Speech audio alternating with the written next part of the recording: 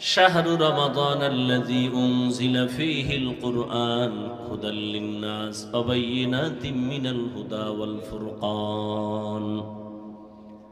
রমজানুল মুবারকে আমি কোরআন অবতীর্ণ করলাম গোটা জগতের মানুষের হেদায়েতের জন্য। আগের আয়াতে কি বলছে? আমি কোরআন অবতীর্ণ করেছি মুত্তাকিনদের হেদায়েতের জন্য। আর এখানে বলেন সারা দুনিয়ার সব মানুষের হেদায়েতের জন্য কোরআন অবতীর্ণ করেছি। এখানেও প্রশ্ন, হে আল্লাহ, সারা দুনিয়ার মানুষের জন্যই যদি কোরআন হেদায়াত হয় তো দুনিয়ার সবাই কেন হেদায়াত পাইল না? পাইছে? আর এই মাডের ডিফাই নাই, আবার দুনিয়া বাদ দাও মিয়া। দুনিয়ার মানুষ হেদায়াত পাইল না কেন? প্রশ্ন আছে না নেই? থাকলো প্রশ্ন এখানে। আল্লাহ কোরআন অবতীর্ণ কেন করেছেন তার আর এক জবাব আল্লাহ কোরআনের অন্য আয়াতে দিলেন। ওয়ানুনাজ্জিলু মিনাল কুরআনি মা হুয়া শিফাউন ওয়া রাহমাতুল লিল মুমিনিন। আল্লাহ বলেন আমি কোরআন থেকে অবতীর্ণ করলাম ঔষধ। কি ঔষধ? কোরআন যেমন আত্মার জন্য ঔষধ তেমন শরীরের জন্য ঔষধ। এজন্যই তো প্রথম সূরা সূরাতুল ফাতিহা আলহামদু সূরাটার নাম হলো সূরাতুশ শিফা, রোগ মুক্তির ঔষধ। ফজরের নামাজের সুন্নত পড়ে ফরজ 2 রাকাত পড়ার আগে কোন মুমিন যদি এক ধ্যানে বসে 11 বার দরুদ শরীফ পড়ে 41 বার আলহামদু সূরা পড়ে বিসমিল্লাহর সাথে পড়িয়া আবার 11 বার দরুদ পড়ে যদি পানির মধ্যে ফু দেয় আর ওই পানিটা সারা দিন যদি পান করে, এই বান্দার শরীরের মধ্যে কোনো রোগ থাকবে না।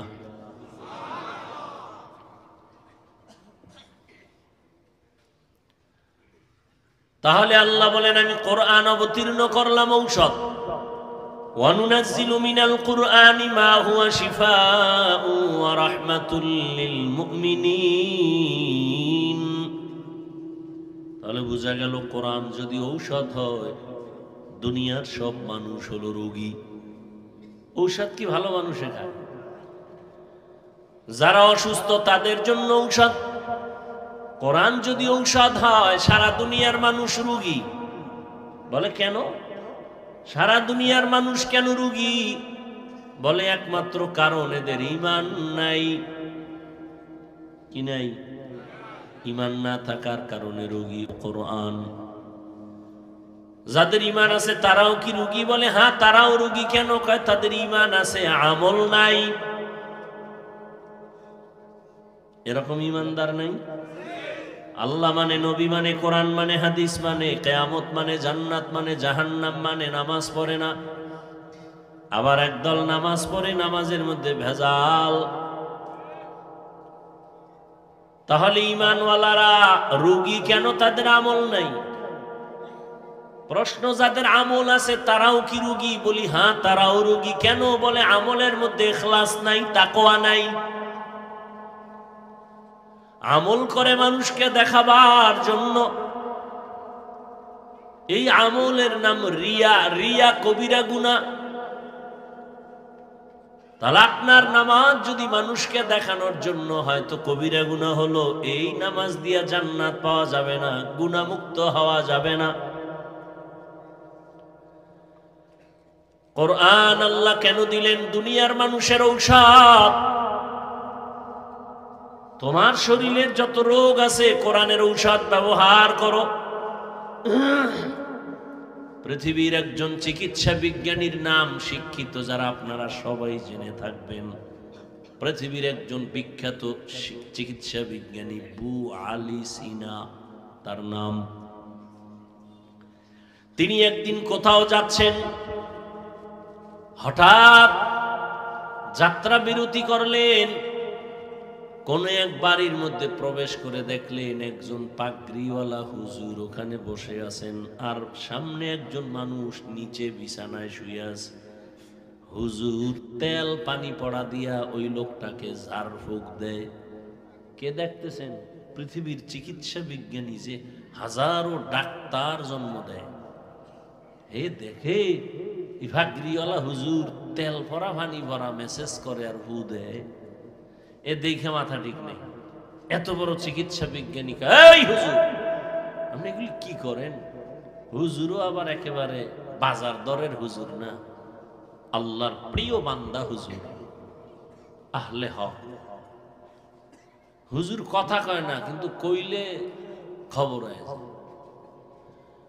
পৃথিবীর চিকিৎসা বিজ্ঞানী বু আলী সিনা বলে, আপনি কি করেন? হুজুর শুনিয়াও শুনে না, কিছুক্ষণ পর বলে, আপনি এমন করেন কেন? কি প্রশ্ন? আপনি এগুলো কি করেন? ঝাড়ফুঁক দেন, এতে কি হবে? হুজুর এমন একটা জবাব দিছেন, ওই চিকিৎসা বিজ্ঞানীর মাথা গরম হয়ে গেছে।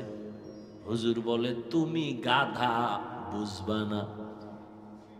এত বড় চিকিৎসা বিজ্ঞানীরে গাধা বলার পরে মাথা আরো গরম।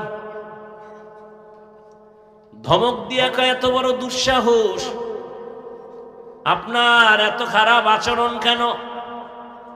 হুজুর যেই কথা কইয়া আবার ঝাড়ফুঁক শুরু, এদিকে আর কান নাই, ও কি কইতেছে কোক।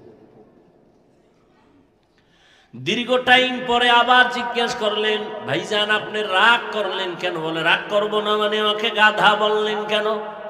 আমি কি আপনার গায়ে হাত দিছি? কয় না। মারছি না, টাচ করছি না। এত গরম, গরম মানে কলিজা সাদা হয়ে গেছে। কেন? কয় ওই যে আপনি আমাকে গালি দিয়েছেন, আমাকে গালি দিয়েছেন।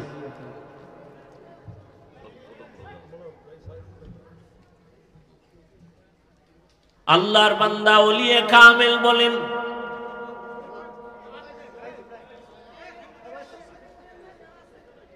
আমার হাত দিয়ে আপনার শরীরেরটা টাচ করি নাই,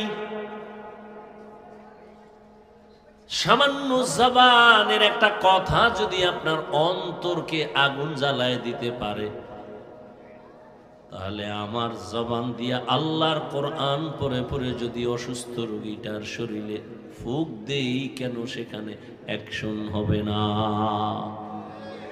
আউলিয়ারা কারে উকবা ইখতিয়ার, জাহেলারা কারে দুনিয়া ইখতিয়ার। মাইলে মোমিন সোয়ে মোমিন মিশাওয়াত, মাইলে কাফের সোয়ে কাফের মিশাওয়াত। আল্লাহ বলেন, কোরআন আমি অবতীর্ণ করলাম ঔষধ, দুনিয়ার সমস্ত রোগীদের জন্য, শারীরিক রোগের জন্য কোরআন মহা ঔষধ। এবার আসেন অন্তরের জন্য কোরআন বড় ঔষধ।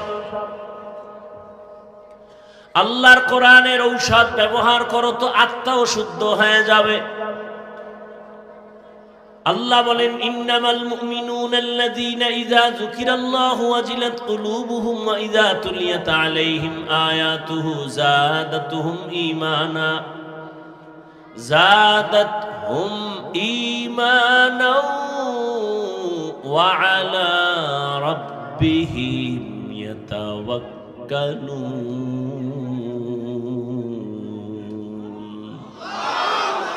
ই কালামে জিন্দা কুরআনে হাকিম, হিকমতে লা ইয়াজালসতু কদিম, জামিউল ইলমি ফিল কুরআনে হাকিম, তাকাসারাত আনহু আফহামুর রিজালি। দ্বিতীয় কথা, আল্লাহ কোরআন নাজিল করলেন গোটা দুনিয়ার মানুষের হেদায়াতের জন্য। প্রশ্ন ছিল, দুনিয়ার সবাই কেন হেদায়াত পেল না? ও আল্লাহ, আপনার ওয়াদা কই? আপনি ওয়াদা করেছেন, আপনি কোরআন অবতীর্ণ করলেন দুনিয়ার সব মানুষের হেদায়াতের জন্য, তো দুনিয়ার সবাই কেন হেদায়াত পায় না? তার সংক্ষিপ্ত জবাব, দুনিয়ার সবাই কেন হেদায়াত পায় না? তার জবাব হলো দুনিয়ার সবাই হেদায়াত চায় না।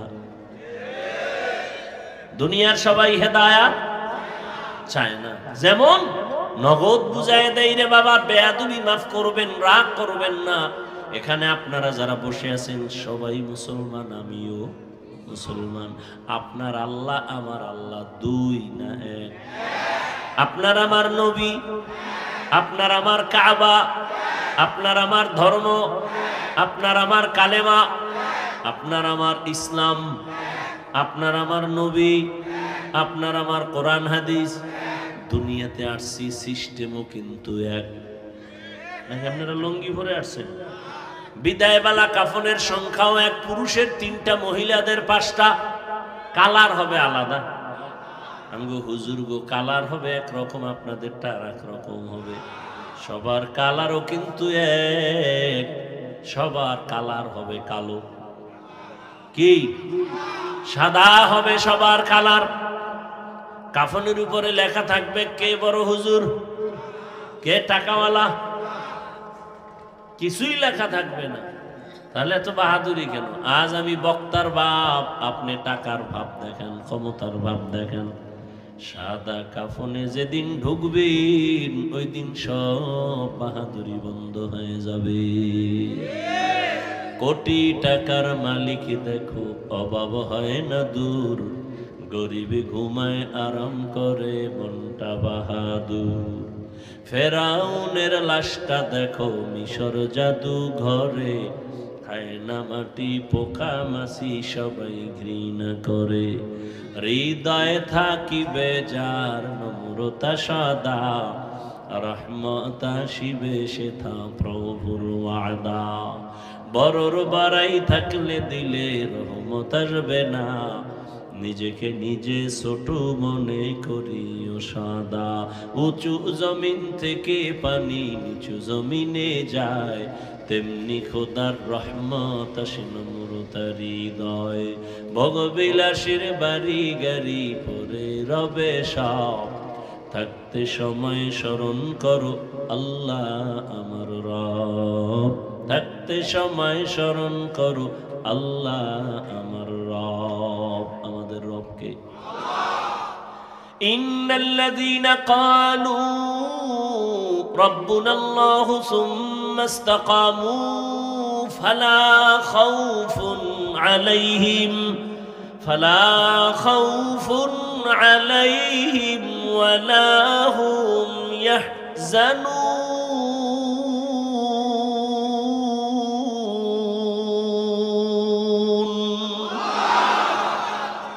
আল্লাহ তাআলা বলেন, যারা আমাকে রব বলে স্বীকার করবা এবং এই রবের কথার উপরে জীবনকে মজবুতের সাথে চালাইবা, তোমাদের দুনিয়ায় কোনো ভয় নাই, পরকালেও চিন্তা নাই।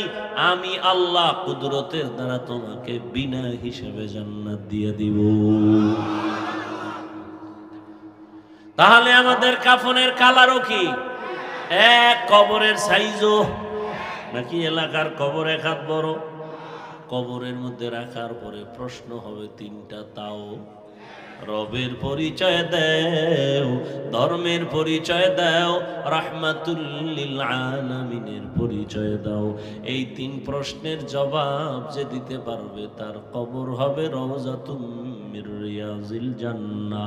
আর যারা জবাব দিতে পারবে না তাদের কবর হবে হুফরাতুম মিন হুফারিন নার।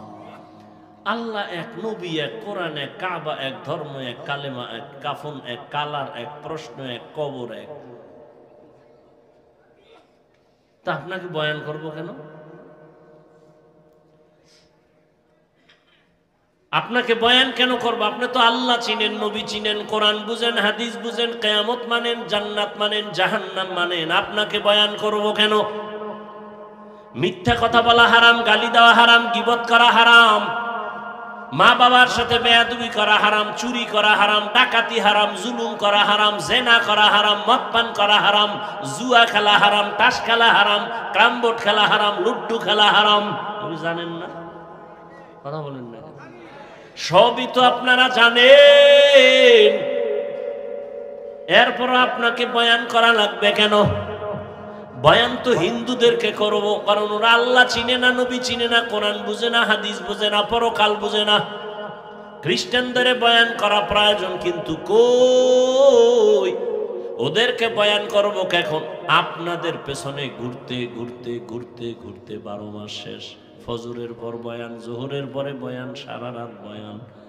শুধু কি আমি, হাজার হাজার উলামায়ে কেরাম আপনাদের পেছনে সময় ব্যয় করে দাওয়াত ও তাবলীগওয়ালাদের মেহনত, পীর মাশায়েখের মেহনত, জুমার খতিবের বয়ানের মেহনত, আমাদের বক্তাদের মেহনত চলতেছে, এর পরেও আপনাদের আমল নামা শূন্য। কারণ কি? ওই যে জবাব মনে আসেনি, দুনিয়ার মানুষের জন্য কোরআন হেদায়াত, দুনিয়ার মানুষ কেন পায় না? জবাব হলো দুনিয়ার মানুষ হেদায়াত চায় না। আপনি জানেন মিথ্যা কথা বলা হারামের পর বলতেছেন কেন? আপনি হেদায়াত চান না। আপনি জানেন বেপরদায় চলা হারাম, তারপরও বেপরদায় চলতেছেন কেন? আপনি হেদায়াত চান না।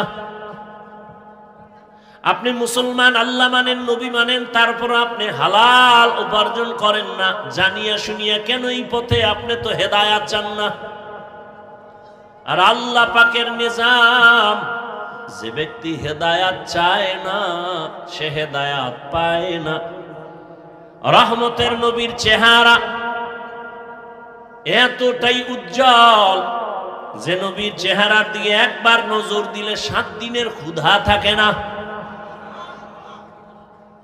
কেমন মায়ার নবী যে রসুলের চেহারার দিকে তাকাইলে ঈমানের সাথে জাহান্নামের আগুন হারাম। সেই নবীজিকে 13 বছর দেখলো, বয়ান শুনলো, তারপরও কালেমা পড়ে নাই। এত বড় নিকৃষ্ট বেঈমান, 13টা বছর দেখলো, বয়ান শুনলো, কালেমা পড়লো না, অথচ ভালোবাসতো অন্তর দিয়ে। নবী যখন রাতে বাসায় যাইতেন, এই বেঈমানে গোপনে গিয়া নবীর ঘরের পাশে দাঁড়ায় দাঁড়ায় নবীর তেলাওয়াত শুনতো।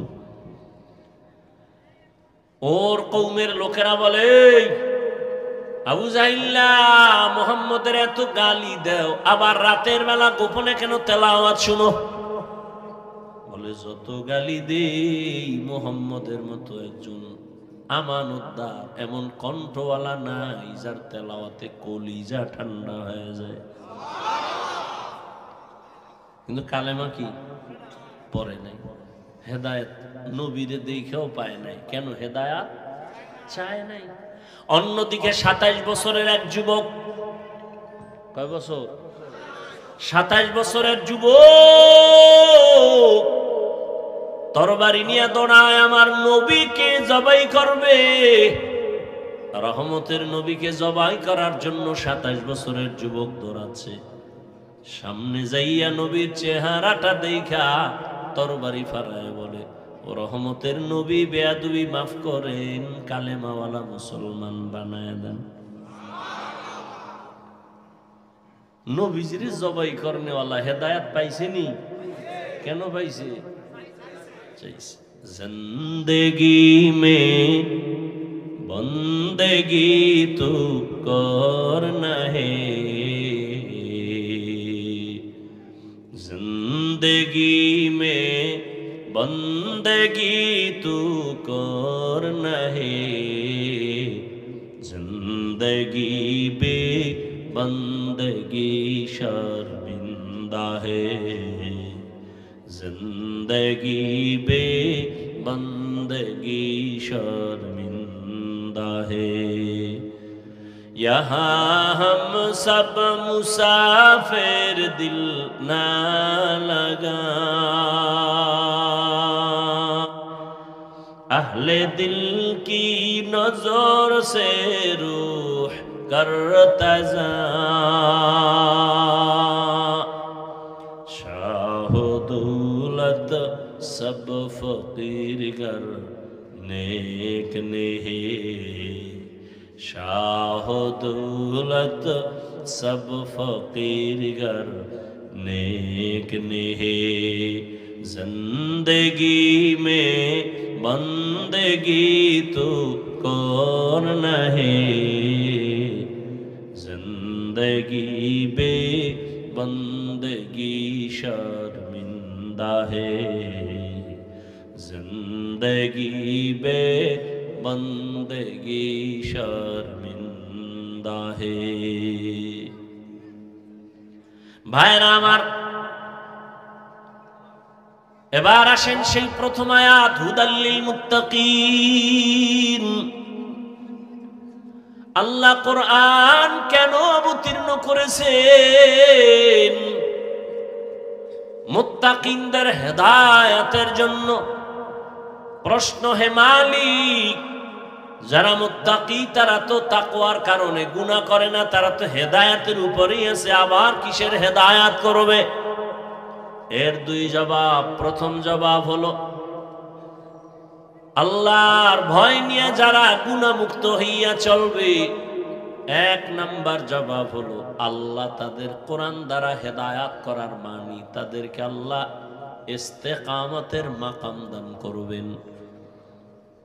ইস্তেকামতের উপরে থাকা বড় হেদায়াত, মানে লাগাতার একটা আমলে চালু থাকা, এটা বড় দামি এক সম্পদ।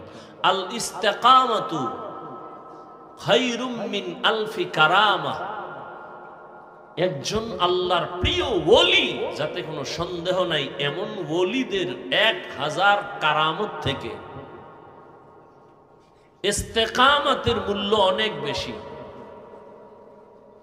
ইন্নাল্লাযীনা ক্বালু রাব্বুনাল্লাহু সুম্মা ইসতাকামু, খালি আল্লাহকে রব বলে মানে এতটুকু জানে না, বরং রবের হুকুম মতো জীবনটাকেই পরিচালনা করেছে।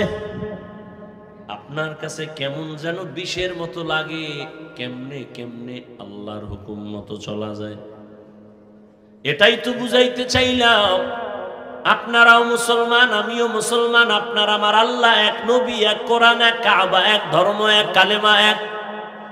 অথচ আমি টুপি না দিলে লজ্জা পাই, আপনি টুপি মাথায় দিতে লজ্জা পান। কত ভিআইপি মুসলমান আপনি। আমি দাড়ি কাটতে লজ্জা পাই, আপনি রাখতে লজ্জা পান। আমি মসজিদে না ঢুকলে লজ্জা লাগে, আপনি ঢুকতে লজ্জা লাগে। আমি পর্দা না করলে লজ্জা লাগে, আপনার পর্দা করতে গেলে লজ্জা লাগে। আমি হালাল না খাইলে লজ্জা পাই, আপনি আর হালাল খাইতে গেলে লজ্জা পান। বিষয়টা কি? এর একমাত্র কারণ আপনার হেদায়েতের আলো এখনো অন্তরে আসে নাই। যারা মুত্তাকিন, এদের জন্যই তো কোরআন হেদায়াত, তার মানে হলো ইস্তেকামতের মাকাম দান করবেন। অনেক ভালো ভালো মানুষ দিনের পথে আসে, আবার লাইনা উলায়। কিছু কিছু মুসলমান আছে মাদ্রাসায় পড়ছে, হাফেজ হইছে, এখন লাইনা উলাইয়া দুনিয়াদার হয়ে গেছে। তো চালাকিটা কি করে? সারা বছর দাড়ি রাখে না,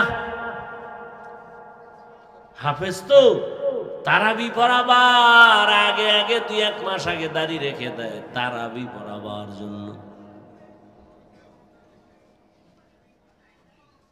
তো আল্লাহর ভয় অন্তরে নাই, ইস্তেকামত নাই। একজনে নামাজ পড়ে খুব লাগাতার নামাজ, ফট করে নাই, মসজিদে নাই।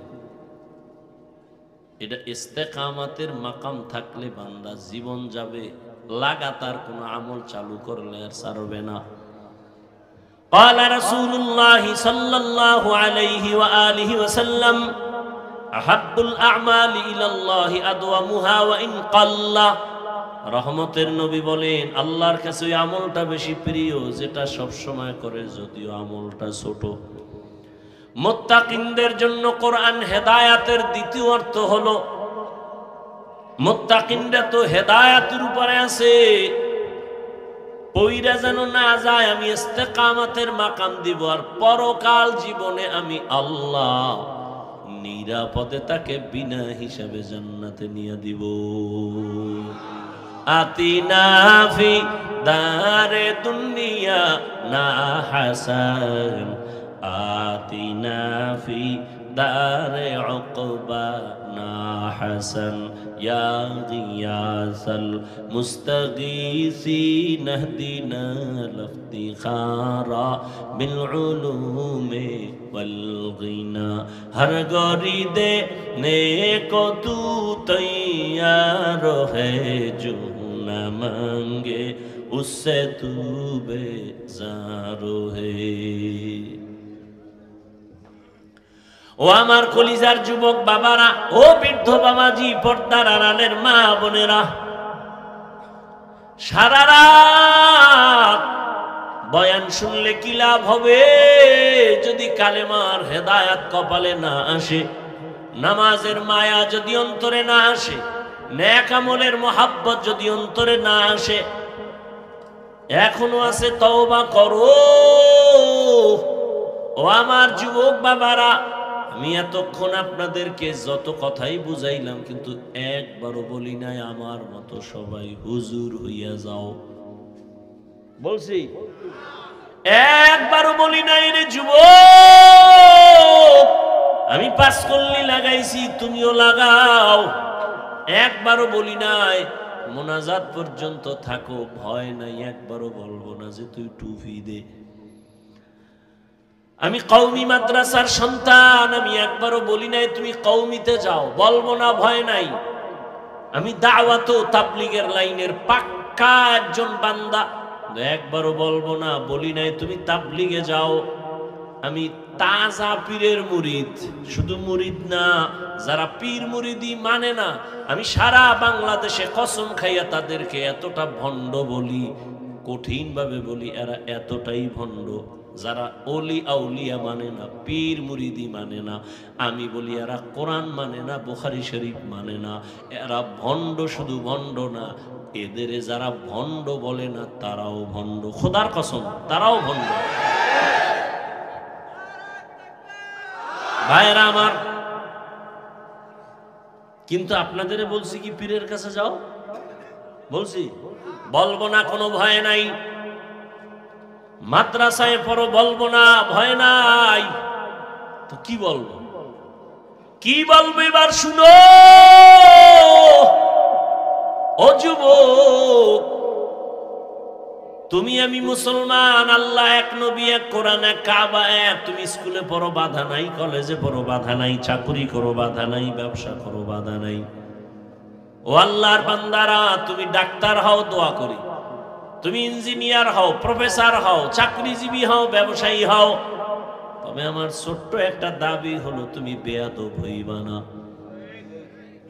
তুমি ডাক্তার হও, বেয়াদব হইও না। ইঞ্জিনিয়ার হও, বেয়াদব হইও না। প্রফেসর হও, বেয়াদব হইও না। বেয়াদব মানে কি? হুজুরের সামনে নামাজের সুরাতে বসার নাম আদব না।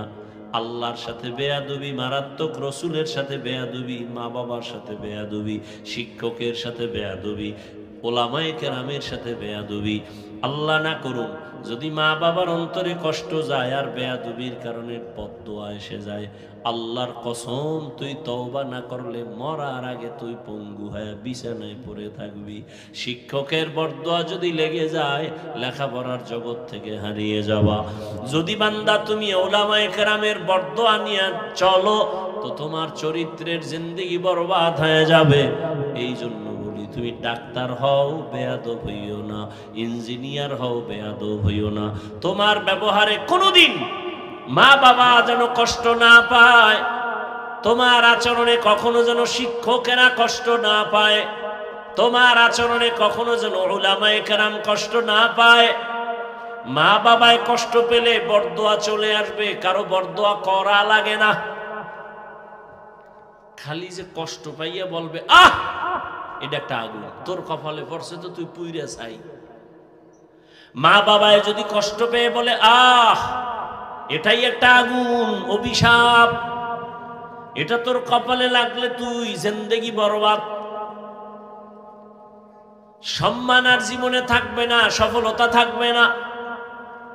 এজন্যই বলি, তুমি স্কুলে পড়ো, কলেজে পড়ো, চাকরি করো, ব্যবসা করো, ডাক্তার হও, ইঞ্জিনিয়ার হও, প্রফেসর হও, কি হইও না, লিকুল্লি শাইইন জিনাতুন ফিল ওয়ারা ওয়া জিনাতুল মারই তামামুল আদাবি।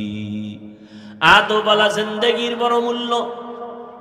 যত বড় শিক্ষিত হও না কেন, তোমার কথায় ব্যালেন্স নাই, কেউ তোমারে মহাব্বত করবে না। অন্যকে সম্মান দাও না, বিনয়ের সাথে কথা বলো না, কেউ তোমাকে অন্তর থেকে ভালো জানবে না। অতএব বান্দা, তুমি যাই হও না কেন, ব্যবসায়ী চাকরিজীবী হও, বেয়াদব হইও না। ও ও আমার পর্দার আড়ালের আম্মা জানেরা, আপনাদের সন্তানদেরকে যা বুঝাইতেছি মা, আপনি যদি দোয়া না করেন, চেষ্টা না করেন, সন্তান কোনোদিন এই গুণে গুণান্বিত হতে পারে না। কারণ গাছ ভালো হলে ফল ভালো হবে, মা ভালো হলেই তো সন্তান ভালো হবে। এই দুনিয়ায় যত সন্তান ভালো হয়ে আসছে সব মায়ের অবদানের কারণে।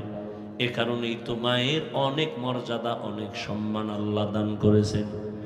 এই পরিমাণ সম্মান আল্লাহ নবীর মাধ্যমে, ইসলামের দ্বারা মহিলাদেরকে দিয়েছেন কিয়ামত পর্যন্ত। সারা দুনিয়ার মানুষ যদি আলাদা সম্মান দিতে চায়, আল্লাহর কসম নারীর কিয়ামত পর্যন্ত সম্মান হবে না, হবে আরো অপমান। আল্লাহ যে সম্মান দিছেন নারীরে, দুনিয়াওয়ালারা যদি আলাদা সম্মান দিতে চায়, সম্মান হবে না, কি হবে? অপমান হচ্ছে তো। নারীকে সম্মানের নামে, সমান অধিকার দেওয়ার নামে রাস্তায় নামাইছে যেই লম্পটের দলেরা, দুর্নীতিবাদ, চাঁদাবাদ, চরিত্রহীনেরা, সেই নারীদের কারণে আজ জেনা, বেবিচার বেড়ে গেছে। নারীরা সমান অধিকার চায়, অথচ আল্লাহ দিছে নারীর মর্যাদা অনেক বেশি পুরুষের থেকে। ইদানিং কালে মহিলারা আবার নাকি ময়দানে আসতে চায় নতুন রূপ নিয়া। কি কয়? ছেলে যেই পরিমাণ সম্পদ পাবে, মেয়েটাকেও সমান দিতে হবে। কারণ বাবার থেকে ছেলে যা পাবে তার অর্ধেক যদি মেয়ে পায়, মেয়ের উপরে জুলুম হয়ে গেল। আর সেরার জানা নাই যে মেয়েকে আল্লাহ পাক এই যে অর্ধেক দিছেন, তাও ছেলের থেকে বেশি দিছেন। এটা বুঝার আর মেমোরি নাই, জিবি নাই, হ্যাং হয়ে গেছে। ওই কুলাঙ্গারের জিবি হ্যাং হয়ে গেছে, কোন চরিত্রহীন লম্পট। দুনিয়ার কোন ধর্মে নারীর মর্যাদা পুরুষের থেকে বেশি দেয় নাই। সব ধর্মে নারীর উপরে জুলুম। হিন্দুদের ধর্ম, খ্রিস্ট ধর্ম, ইহুদি ধর্ম, বৌদ্ধ ধর্ম, প্রত্যেকটা ধর্ম নারীর উপরে বেইনসাফি করেছে, ইনসাফ করে নাই। আর ইসলাম ইনসাফ করে নাই, এহসান করেছে। ইনসাফ মানি সমান সমান, এহসান মানি বেশি। আপনি পাবেন 5 টাকা, দিলাম আরো বেশি এহসান। বেতন 50, আমি বাড়ায় দিলাম 1 মাসে, নে তোরে দিলাম, এইটা এহসান। সমান সমান দিছি, পাওনা ইনসাফ। তাহলে নারীর উপরে শুধু ইনসাফ না এহসান? এরা বুঝার মেমোরি আছে ওই ছাগল ফাগলের, যে ছেলেরে যেই সম্পদ দিবে ইসলাম, বাবার সম্পদ, এর অর্ধেক পাবে একটা মেয়ে। আল্লাহর আদালতে এই মেয়ের অর্ধেক সম্পদ ছেলের ফুল সম্পদের থেকেও বেশি। এই দিকে আমি এখন আর যাব না। হেদায়াত কপালে না থাকলে আমি কে? রসুলের ভয়ে কালেমা পড়ে না আবু জাহিল্লা, আমি কে? বয়ান হেদায়াতের চাবি না, কোন বক্তা হেদায়াতের মালিক না। টোটাল হেদায়াতের মালিক কে? নবীজিও না। নবী হেদায়াতের মালিক হইলে আবু জাহিল্লা কালেমা পড়লো না কেন?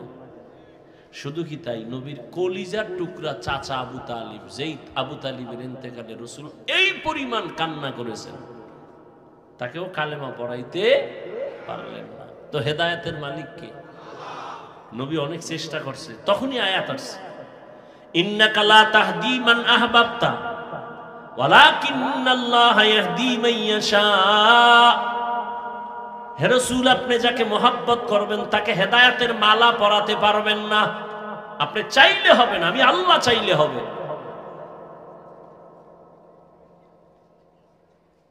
ভাইয়েরা আমার, নারীদের সম্পদ আল্লাহ অনেক বেশি দিছেন। সমান সমান যদি নিতে চায়, নারীর কপালে দুর্গতি আরো নেমে আসবে। মিয়া কেমনে বুঝ যদি না থাকে, এই সব ঝামেলা তো বুঝেন। দেখেন, আপনিও মুসলমান, আমিও মুসলমান।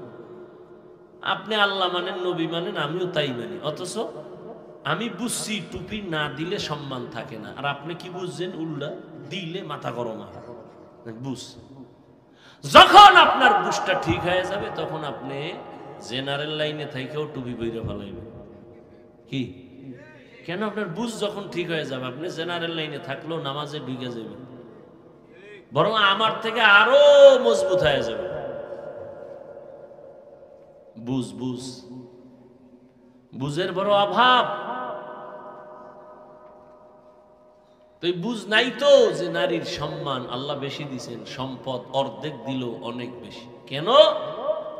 কেনর জবাব পুরাটা দিব না, শুধু একটা শব্দ বলি, পুরুষের খরচ আছে, নারীর কোনো খরচ নেই।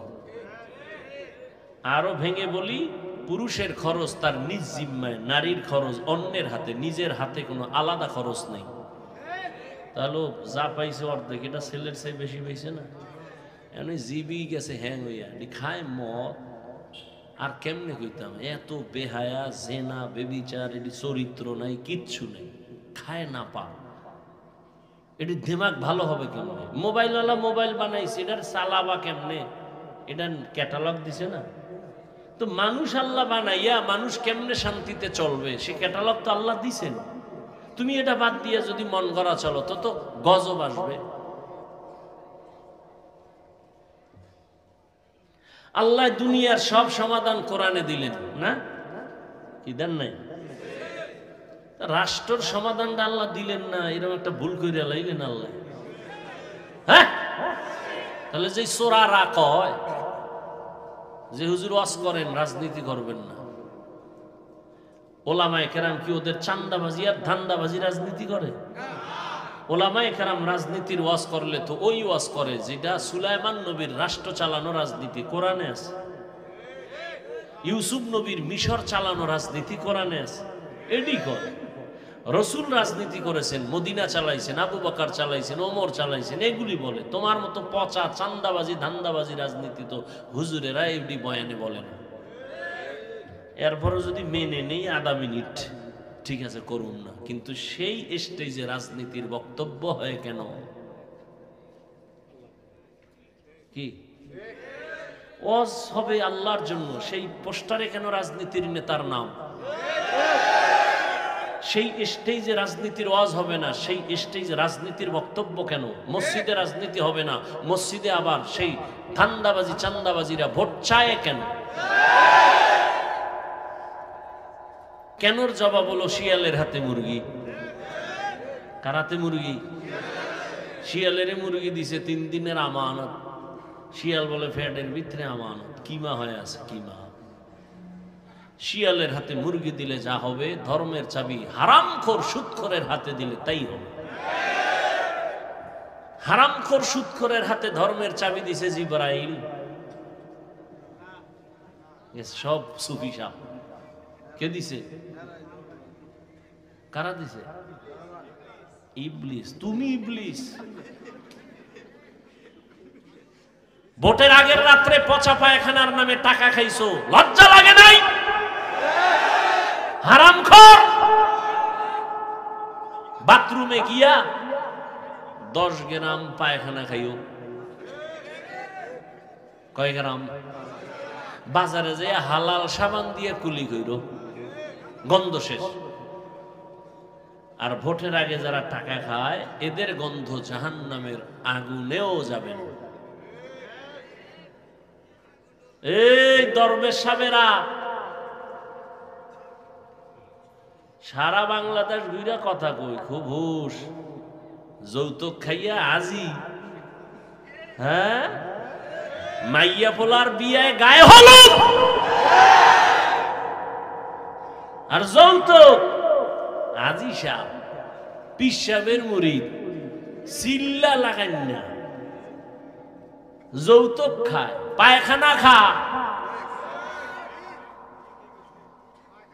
দরবেশ সব সুফিগো খবর জানি, কথা বলি না, বেয়াদবি শিখি নাই তো, খুব হিসাব করে কথা বলি। সাইজ কেমনে কারে করা লাগে, এই ঔষধ আছে। খোসা দিও না কিন্তু, আমি কিন্তু মাঠের মধ্যে নজর দিতেছি। কার ঠোঁট নাড়ে, কারে কি কানে কানে কাও, সব আইতেছে কিন্তু। খোসা দিলেই কিন্তু ধরে এলাম, সাবধান, খোসা দিও না। সব সুফিগো চিনি। নিজে হাজি সাহেব, মাইয়া কলেজে পড়ে বেপরদায়, ছেলে বেপরদায় টিকটক করে। হাজি সাহেব ছেলে চাকরি করে সুদের টাকায়, ওই টাকা খাইয়া তসবি 1000 দানা।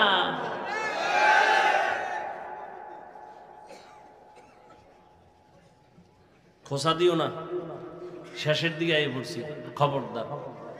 আল্লাহ সবাইকে মাফ করেন।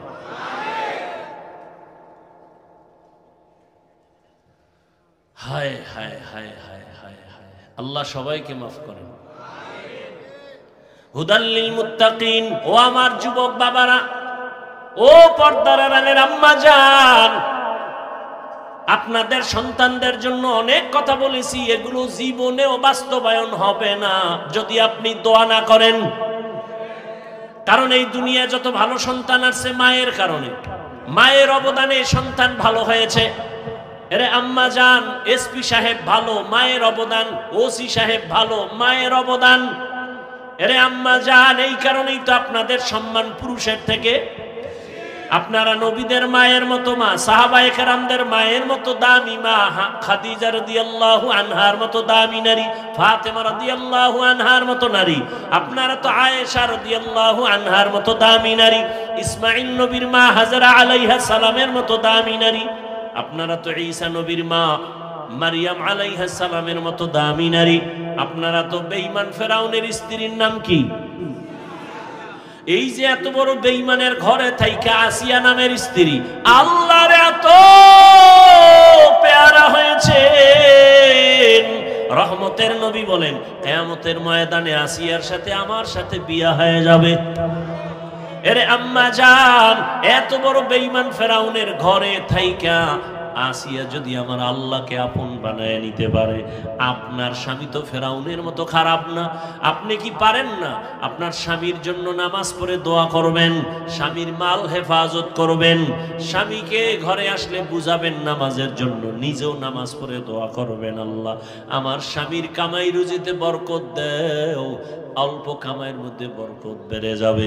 আপনার স্বামীর মাল এটা স্বামীর না আপনার, আপনি হেফাজত করবেন। মোবাইলে সময় নষ্ট করবেন না। সন্তানটাকে আদর্শওয়ালা ডাক্তার বানাবেন, আদর্শ ইঞ্জিনিয়ার বানাবেন, আদর্শ প্রফেসর বানাবেন। আপনার সন্তান আপনি মরিয়া গেল ডাক্তারি করবে কিন্তু কোরআন পড়িয়া মা বাবার জন্য দোয়া করবে। আপনার সন্তানকে আপনি দ্বীনের পথে রাখেন, ডাক্তার বানান, নামাজি হয়ে যাবে, আপনার জীবন ধন্য হবে। এরে আম্মা জানেরা, আপনার মতো কত মা এই অঞ্চলে এখনো আছে, বেপরদায় চলে না, নামাজ ছাড়ে না, মোবাইলে সময় নষ্ট করে না, স্বামীর মাল খেয়ানত করে না। এখনো কি আপনারা পারেন না তওবা করতে আল্লাহর কাছে? জীবনে আর নামাজ ছাড়বেন না, বেপরদায় চলবেন না, মোবাইলে সময় নষ্ট করবেন না, স্বামীর মাল হেফাজত করবেন।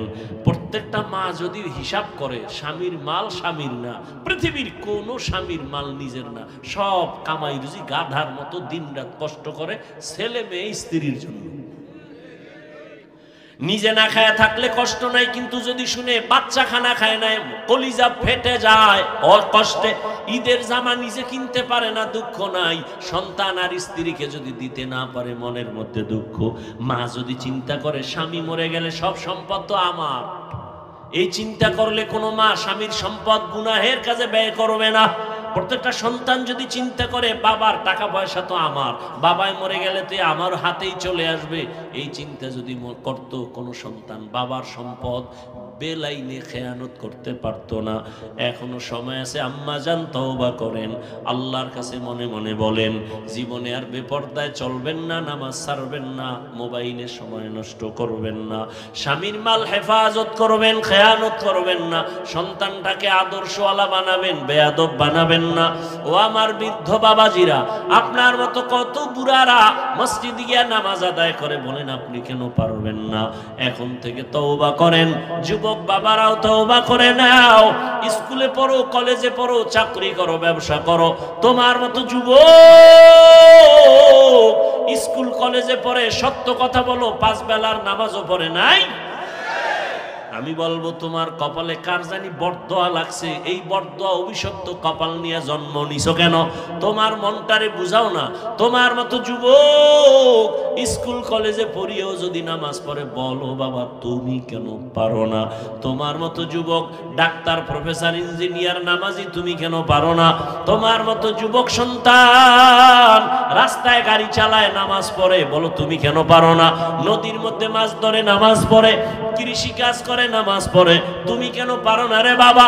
তোমার মতো সন্তান ব্যবসা করে, চাকরি করে, ডাক্তার, প্রফেসর, ইঞ্জিনিয়ার, 5 বেলার নামাজ পড়ে, তুমি কেন পারবা না রে বাবা? ও যুবক, তাকায় দেখো, তোমার মতো যুবক দাড়িওয়ালার নামাজির অভাব নাই। স্কুল কলেজে পড়িয়াও নামাজ পড়ে, মা বাবার দোয়া নিয়ে চলে। এখনো সময় আছে, তওবা করো, মনে রে বুঝাও। আর নামাজ ছাড়বা না, দাড়ি কাটবা না, বেপরদায় চলবা না, মা বাবার সাথে বেয়াদবি করবা না। মা বাবার দোয়া নিয়া, সন্তান শিক্ষকের দোয়া নিয়া, ওলামায়ে কেরামের দোয়া পরামর্শ নিয়া, নবীজির তরিকা মেনে চলবা। অন্তর থেকে যদি খাঁটি তওবা করতে পারো, আল্লাহ পাক তোমার তওবা কবুল করে জীবনের গুনাহ মাফ করে দিবেন।